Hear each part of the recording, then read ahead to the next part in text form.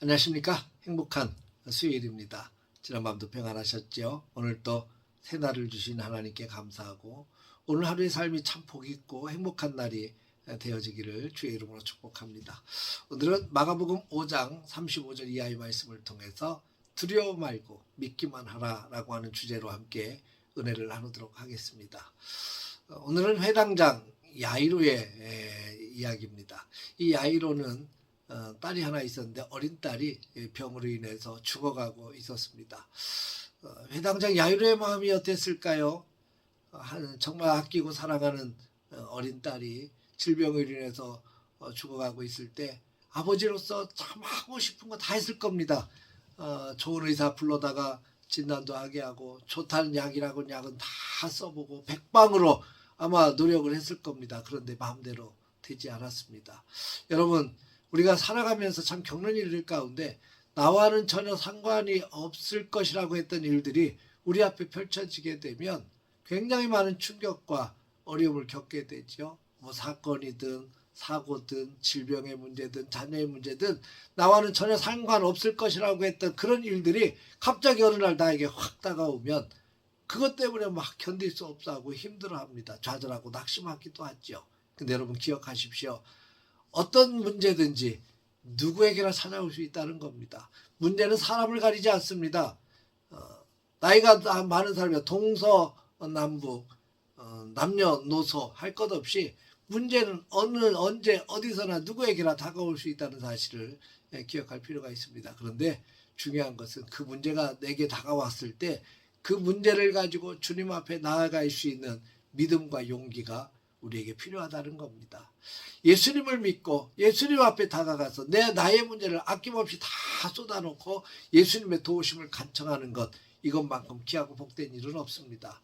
회당장 야이로는 예수님에 대한 소문을 들었고 그 자기가 가지고 있던 끌어안고 몸부림쳤던 그 문제를 가지고 예수님 앞에 나와 간청합니다. 예수님 오셔서 내 아이를 고쳐주십시오.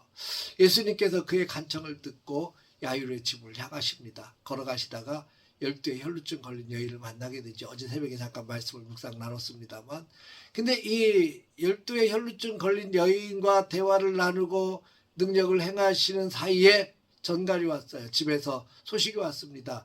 야이로의 딸이 죽었다는 겁니다.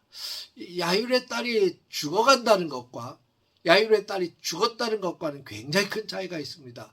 죽어간다는 얘기는 아직까지 소망이 있다는 거거든요. 예수님이 가셔서 안수하고 기도해 주시면 나을 것 같은 소망이 생겼어요. 그런데 죽었다라고 하는 얘기는 끝났다는 거 아닙니까? 더 이상 소망이 없다는 거예요. 좌절감이 확 밀려왔을 겁니다. 예수님께서 그 소식을 듣는 야이로의 표정을 보셨을 겁니다. 야이로에게 하는 이야기도 들었을 겁니다. 그리고 야이로의 마음속에 무슨 마음이 들었을지를 예수님은 아셨어요. 그리고 그 얘기를 듣는 순간 야이로에게 이렇게 얘기합니다. 두려워 말고 믿기만 하라. 이렇게 말씀하셔요. 두려움이 찾아왔을 때 두려워 말고 믿기만 하라고 하는 주의 말씀은 얼마나 큰 힘이 되는지 몰라요. 왜 그렇습니까? 지금 내 곁에 계신 예수님이 전능하신 하나님 아니십니까?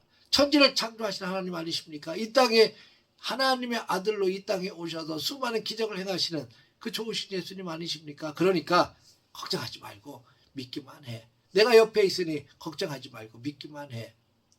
야이로가 그 말을 들었을 때 얼마나 큰 힘이 되고 위로가 되었을까요? 사랑하는 성도 여러분, 우리에게도 문제가 생겼을 때 그 문제를 가지고 주님 앞에 나오십시오. 그 두려운 마음이 들었을 때 기억하십시오. 두려워 말고 믿기만 하라 라고 선포하시는 예수님의 말씀을 붙들 수 있기를 주의 이름으로 축복합니다.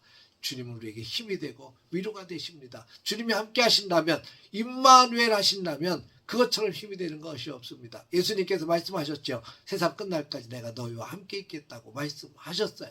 주님 우리와 함께 하십니다. 그러니 두려워 말고 믿기만 하라고 말씀하십니다.